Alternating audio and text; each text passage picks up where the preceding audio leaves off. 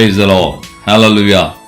దేవుని పరిశుద్ధ నామానికి మహిమ కలుగును గాక. క్రీస్తునందు నా ప్రియమైన దేవుని బిడ్డలందరికీ ఉదయకాలపు శుభములు తెలియజేస్తున్నాం. ప్రియులారా, ప్రభు మనల్ని ఈ మొదటి వారమంతా ఈ విధంగా ఆయన ఆశీర్వాదకరంగా దేవునికరంగా ఆయన నడిపిస్తూ వస్తున్నారు.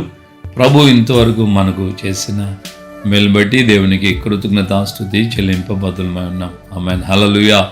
సో ఈ యొక్క సమయంలో దేవుని సేవకుడిగా చిన్న రిక్వెస్ట్, దయవుంచి మీలో చాలామంది సబ్స్క్రైబ్ చేసుకున్న వాళ్ళు ఉన్నారు. అలాగే దీన్ని ఇంకనూ అనేకులకి షేర్ చేస్తూ ఈ పరిచయను ఈ విధంగా ప్రోత్సహిస్తున్నందుకు ప్రభుపేట నిండు మనసుతో మీకు వందనాలు తెలియజేస్తున్నాను. సో ఇంకనూ మీరు ఈ పరిచయ గురించి ప్రార్థన చేయండి. ఈ మాటలు మీకు దేవునికరంగా అనిపించినట్లయితే మీరు అనేకులకి షేర్ చేయాలని ప్రేమతో కోరుకుంటున్నాను. మరొకసారి మీ బంధువులకు కూడా తెలియచేయండి. అలాగే కొంతమంది సబ్స్క్రైబ్ చేసుకున్నారు కానీ సరిగా చూడటం లేదు, కాబట్టి ఆ విషయాన్ని కూడా మీరు గమనించి ఆ యొక్క బెల్ ఐకాన్లో ఆల్ అని పెట్టండి. ప్రతిరోజు ఉదయం 5:30కి అలాగే సాయంకాలం 5:30కి కూడా షార్ట్ మెసేజ్ 1 minute వస్తుంది. సాయంకాలం 5:30కి, ఉదయం 5:30కి ఈ విధంగా lengthy video, 10 to 15 minutes below మెసేజ్లు కూడా మీరు వింటూ దేవుని యొక్క సన్నిధిలో ఆశీర్వదించబడాలని, ప్రభు రాకడ గురించి సిద్ధపడాలని ప్రేమతో కోరుకుంటున్నాం. ఆమేన్, హల్లెలూయా. నిన్నటి దినం కూడా మనం ధ్యానించినట్లుగా ప్రవక్త యెషయా గ్రంథం 57వ అధ్యాయము 18వ వచనంలో ఈ విధంగా దేవుడు చెప్తున్నాడు, వారి ప్రవర్తన నేను చూచితిని, నేనే వారిని స్వస్థపరుస్తాను, నేను వారిని నడిపిస్తాను, అలాగే దుఃఖించుచున్న వారందరినీ కూడా నేను ఓదారుస్తాను అని చెప్పి దేవుడు తన యొక్క ఆత్మ ద్వారా మనకు జ్ఞాపకం చేస్తున్నాడు. ప్రియమైన దేవుని బిడ్డలారా, నీ దుఃఖము ఏ పాటిదైనా ఏదైనా సరే, ఈ దుఃఖంలో ఉన్నటువంటి నిన్ను ఆయన అలాగే నిన్ను విడిచిపెట్టకుండా ఆయన అంటున్నాడు, నేనే మిమ్మల్ని ఓదారుస్తాను.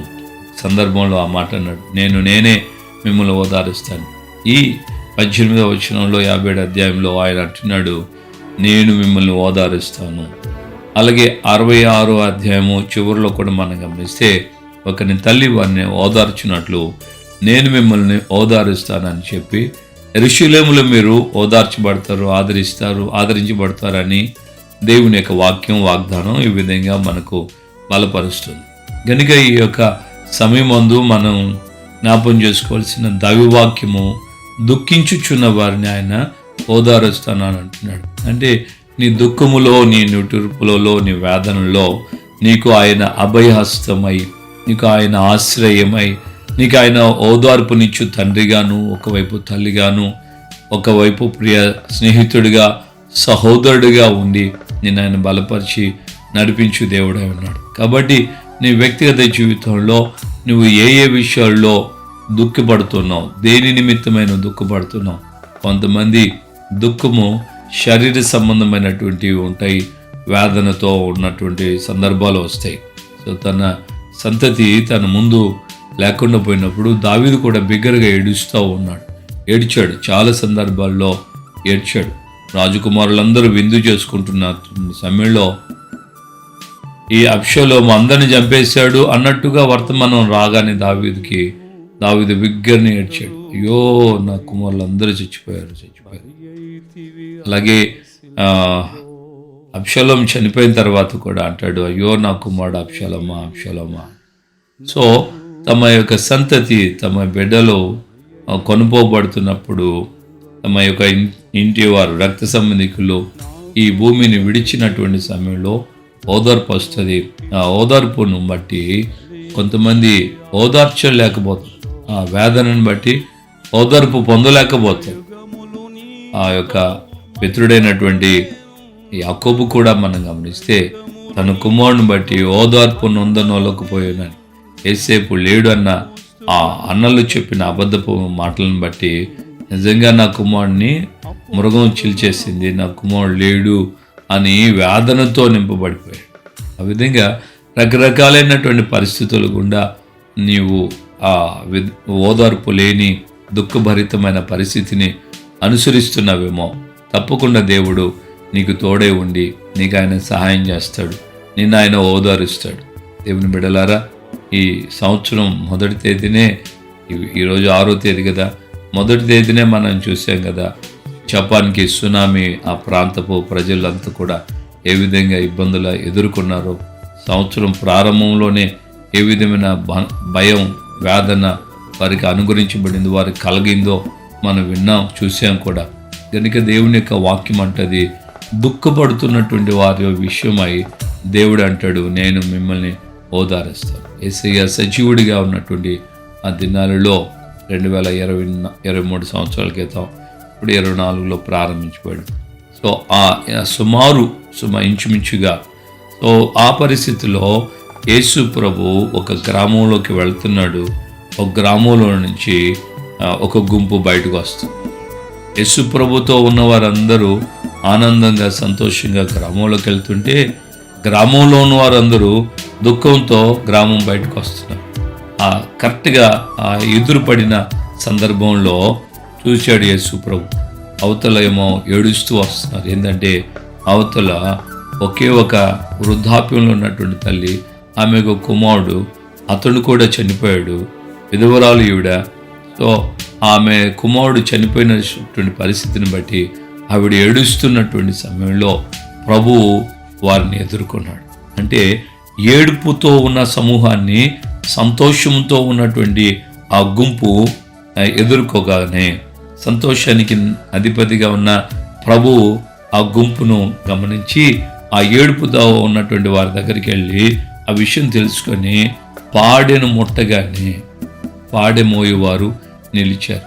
అప్పుడు ఆ ప్రభువు చనిపోయిన వారితో, చిన్నవాడా లే అనగానే వాడు దిగ్గున లేచి కూర్చున్నాడని, ఆ యొక్క గుంపు, ఏడుపుతో ఉన్నటువంటి ఆ గుంపు ఆ విషయం చూడగానే, ఆ చనిపోయిన వాడు లేపపాడగానే ఈ యొక్క వారి యొక్క గుంపులో కూడా ఆ దుఃఖం పోయింది, నిట్టూర్పు పోయింది, ఆవేదన పోయింది.